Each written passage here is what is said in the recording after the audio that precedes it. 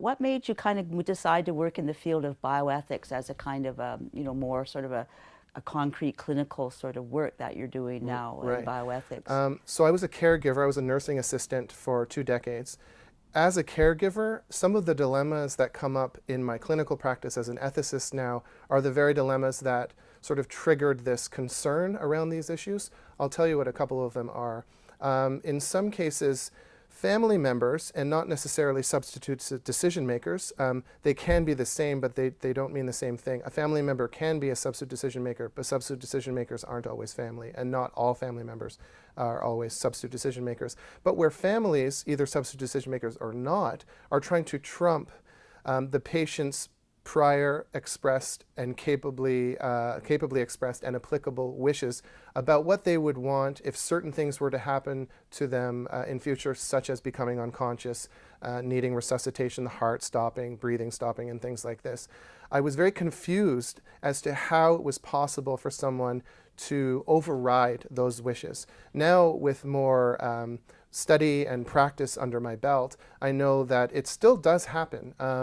And actually, oftentimes, there can be pressure in both directions from the healthcare team or healthcare provider side towards the family, and also from the family towards healthcare professionals. In this particular type of problem, often families are pressuring healthcare professionals to do things that they want, often not for the sake of the patient, but for their own sake. Not always. There could be various reasons.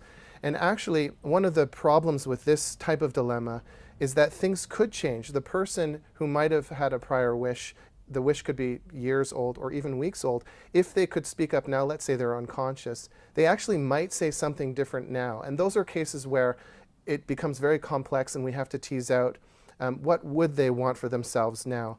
But I would say that one of the main springboards for me entering into bioethics is wanting to put a stop to people trumping people's prior expressed wish about what they would want for themselves for not good reasons.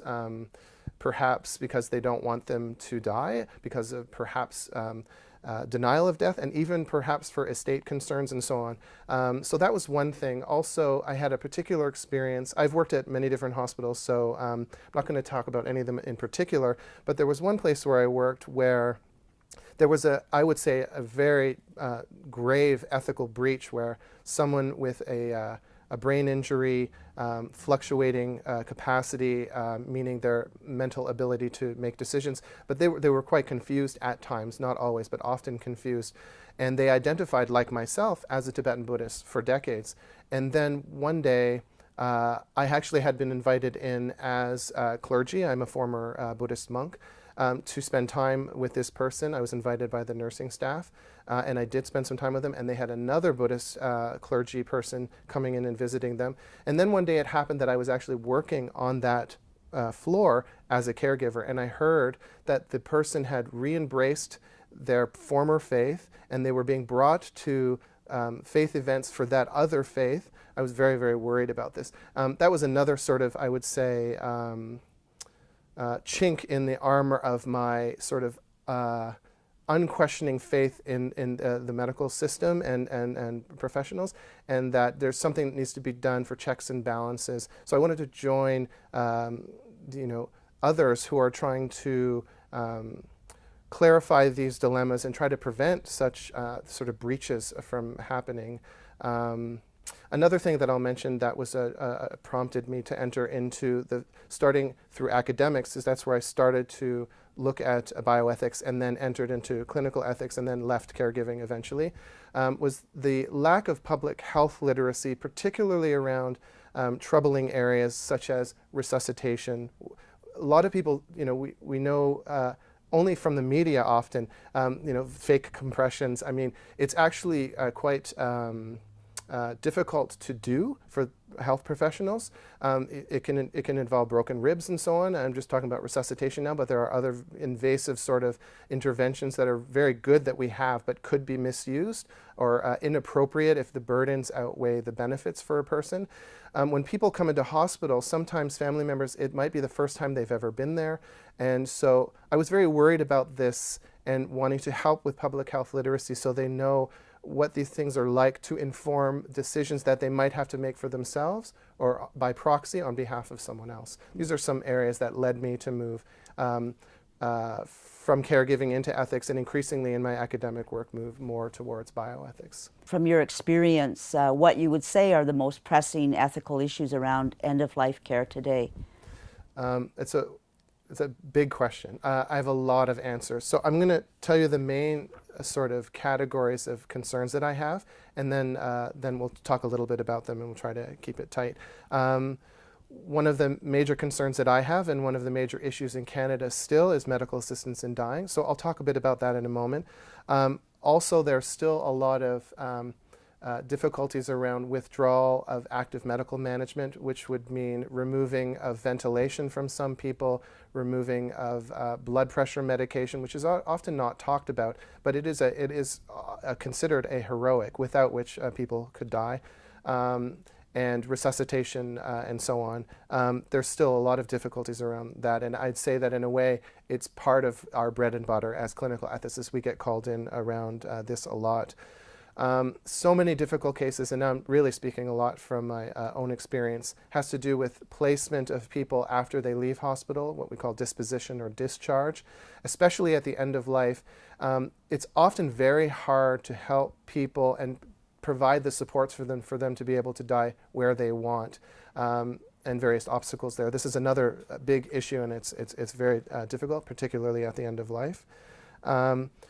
Always, and even at the end of life, but in clinical ethics, determining who the substitute decision makers are and determining the capacity to make decisions of the person or patient themselves, it's a constant difficulty. This is a never-ending difficulty. A lot of energy goes to that from our side and from the side of healthcare teams. Internal family disagreements and clinician disagreements, where doctors disagree or have different opinions, and the frequency of the most responsible provider, which is often a doctor, sometimes a nurse practitioner. The fact that there's, in some contexts in ICU, it's often the case, such a frequent changeover, which is that, it's happened in a case recently where you can have something set up where you've done a lot of work with a family and a patient and they're coming to a decision or even made a decision, then the doctor changes and you almost have to start from scratch. This is another very difficult area. Brain death is another difficulty. It's currently in our media cycle in the Toronto region. There are two major cases that will be precedent-setting after there are decisions. Both of the cases come from sanctity of life traditions. One family is Jewish, one family is Christian, evangelist. And it's been fraught and it's being litigated right now. And even though one of them have passed away, the justice is still going to provide a decision.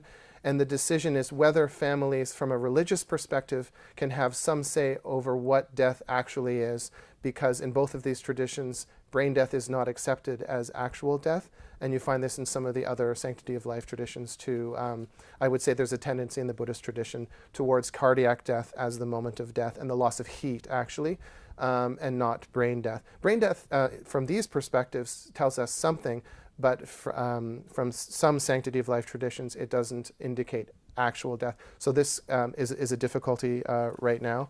And it takes a lot of resources. During the litigation, both of these, until one of them died, are being sustained on a lot of heroics, and it's actually very costly. So cost is not something that drives our decisions in a day-to-day way, but it is a consideration, and it's something to talk about, which is during the litigation, it's still very expensive, and we don't know in the end. There might be a decision that life support should be withdrawn. We don't know. But in the meantime, we can't withdraw, and the care continues. Also, another major issue, there's so many. I mean, I can go on and on and on, but maybe we'll focus on some of these. But another one I wanted to mention is even broaching the issue of death and dying by clinicians especially, but other healthcare members, with a person, the patient, or families is extremely difficult. And I would say around palliative care, end-of-life care, and comfort care in general, there's not enough training in all of the healthcare disciplines, and there's not enough funding, although some of the funding is changing, and also there's a shift with medical assistance in dying now. So there's still great difficulty with even broaching these conversations, never mind having lengthy and often and frequent and early robust conversations around end-of-life matters. And I'll mention one last thing, which is that another difficulty, and it occurs, I would say, at times more frequently at the end of life, is interagency collaboration is very difficult. We're often in silos, so community-based caregivers or caregiving teams, hospital-based, mental health community-based resources, and so on. Often it's very difficult to have everyone to get on the same page, and we have to be very creative at times, which is actually an exciting part of working with other agencies, to come up with creative solutions to wrap services around patients after they leave hospital. So that's a lot of different issues, and actually there are more, but there's several sort of major issues that concern me and I show up in my clinical practice regularly. When you go into, those kinds of difficult issues, what's your approach? What's your strategy, in a sense? Maybe this is more of a methodological kind of a question, but it's just interesting, how does a clinical ethicist, I know everybody maybe has a little bit of a different approach, but I'm wondering about what's your approach? My approach with these difficult issues is, I would say, with caution. I try to, and often we're accused of slowing things down, and so we joke within clinical ethics that we don't always make friends. We're not watchdogs, and we're not trying to disrupt things necessarily, but there are times when we do have to disrupt processes, when things are going off the rails, or when players or a situation is stuck. So I do try to slow things down, and part of that is to ensure that all of the different stakeholders, all of the players, if you will, around a particular situation or dilemma have a chance to speak up and be heard. Of course, different players have different weighted responsibilities. So a substitute decision maker, let's say there are 10 siblings and nobody else, children of a patient, and one of them is designated through a document as a power of attorney or an attorney for personal care. The onus would be on that person to make decisions to provide informed consent around something or informed refusal around something. But also, I'm very mindful of family dynamics as much as I can be, and I explicitly say this when I meet with families, that I'm very concerned and also I'm vested in families going forward to be able to live with the decisions that they make together and live harmoniously. I mean, people will have to live, and if it's a final decision, such as a withdrawal of treatment, where the person will soon die, likely soon die, the person who made that decision has to live with that. So it's sort of entering into anticipatory grief at times with families and supporting them. There's an emotional component, I would say, both for families and teams. One of the things ethicists do is we run debriefs, and they're to analyze as a group in a space where it's confidential, where people feel comfortable to share where they're at, to get that support and come up with solutions. But there is an emotional component, I would say, and not everybody brings that emotionality to it, but I think it's important, at the very least, to hear someone is a form of emotional support. But both for families, patients, and healthcare teams, to allow this space, and this is what I was saying, I try to provide, if I can, or make a space that's conducive for voices, all the voices to be heard. I was at a meeting recently where we were talking about the case, and the patient was in the room, and we all had introduced ourselves. And the patient, who had some confusion and fluctuating capacity, mental capacity, spoke up and said, "You're talking about me. How about I talk about me?" And we're like, absolutely. So in this case, he was very outspoken, impressively outspoken.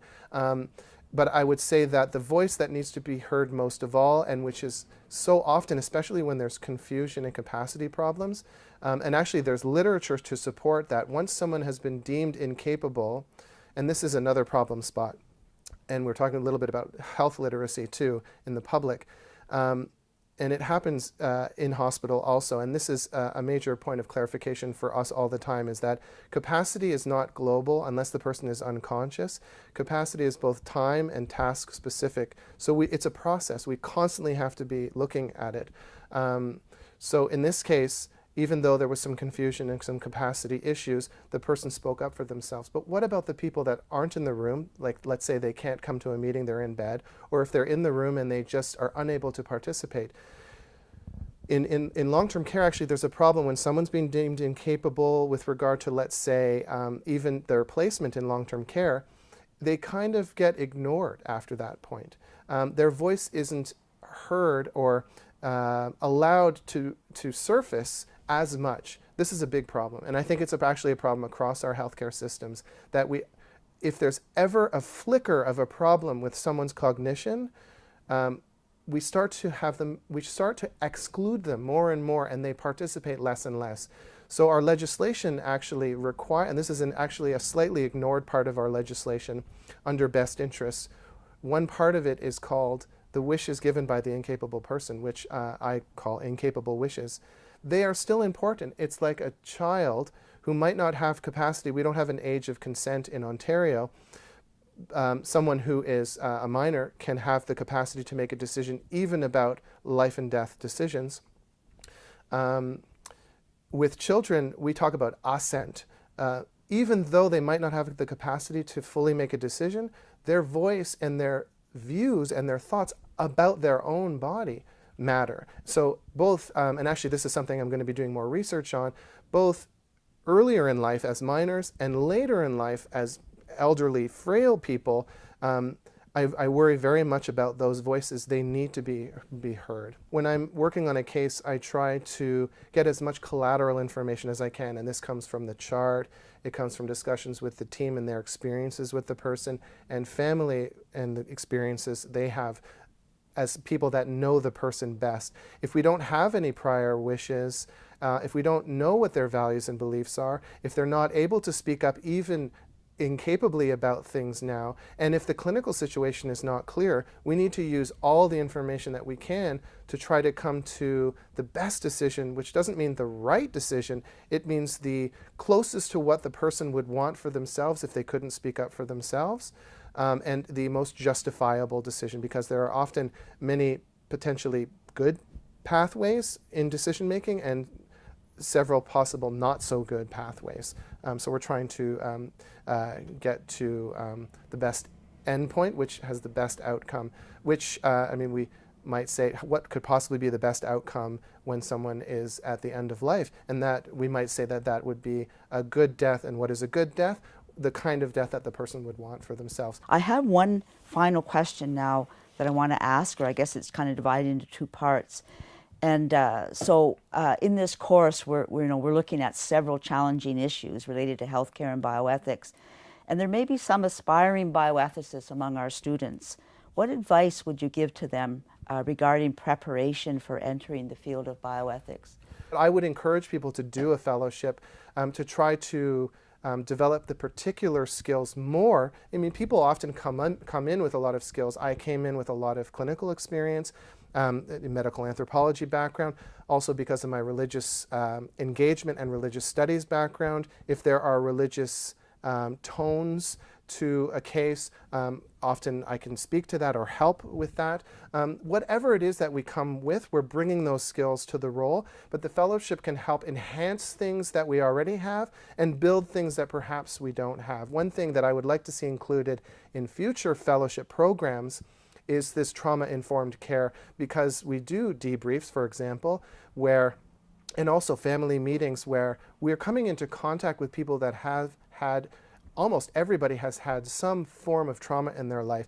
We don't want to re-traumatize people, and we want to be able to allow people to speak about their traumas, because one of the problems with trauma is avoidance. And so that's something I would like to see, but there's a lot of things already in these programs: how to do a consult, so there's communication skills, how to document in charts and in emails, also how to engage with the legislation, and that fine line between knowing about the legislation and using it, but we're not lawyers. some of us are, but as an ethicist, we wouldn't be acting as a lawyer, so we can't give legal advice. So navigating these different aspects of our role and navigating our roles in relation to others. Some of the things we do overlap. The debriefs that we do at times focusing on ethical dilemmas mainly, but I mentioned there's an emotional component at times. Chaplains also sometimes do debriefs. Social workers also sometimes do debriefs. Sometimes we do them together. So I would say follow your interests and do what is exciting to you so you can remain enthusiastic about what you do and you feel happy about what you're doing in your so-called work life, and that you feel like you're being of benefit, which is, I think, a very important motivating factor. It is certainly for me. And get a wide range of experiences, and certainly take ethics courses, and engage with the bioethics literature and also ethics in other realms. There's, of course, religious ethics, various ways you can engage with ethics.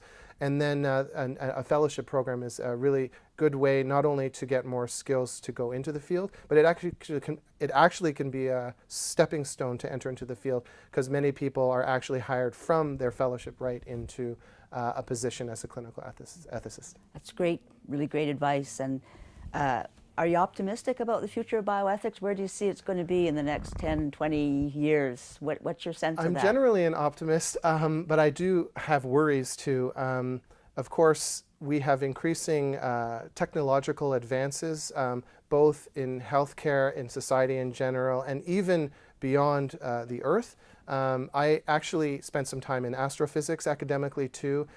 I've never heard of astroethics. There are exciting fields like astrobiology and astrogeology. I think we have to approach all of these technologies and the various types of explorations that we're doing with great caution and with ethical frameworks when we move into those exciting new areas, because there's the potential for great benefit. For example, more efficient diagnostics. There's a movie that I recommend for people to see called Elysium. It's done by the fellow that did District 9. I'm a sci-fi fan. It is a sci-fi movie, but there are some strong and important ethical themes in it.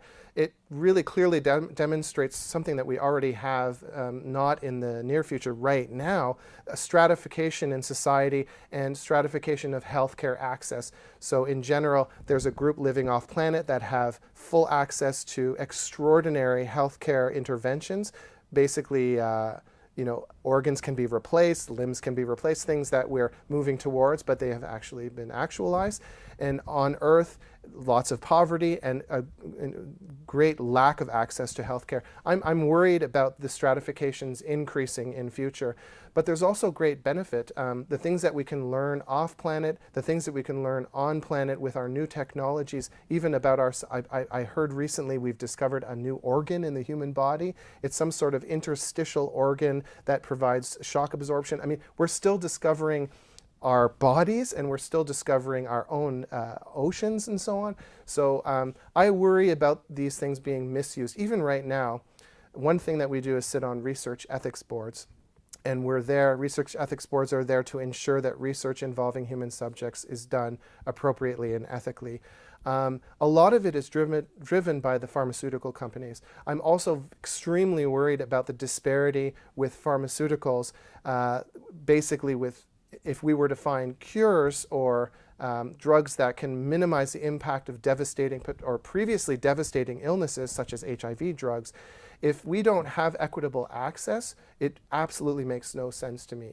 There's no way to justify inequitable access. So I guess my main concern with advancing technologies, including pharmaceuticals and other things, even thinking out of the box, even off planet, it's equity that I'm very, very worried about. And we need to, even now, with where we're at, and even in the past, I mean, we've never really figured out equity, which is not giving everyone the same, but it is giving people what they need so that they can flourish.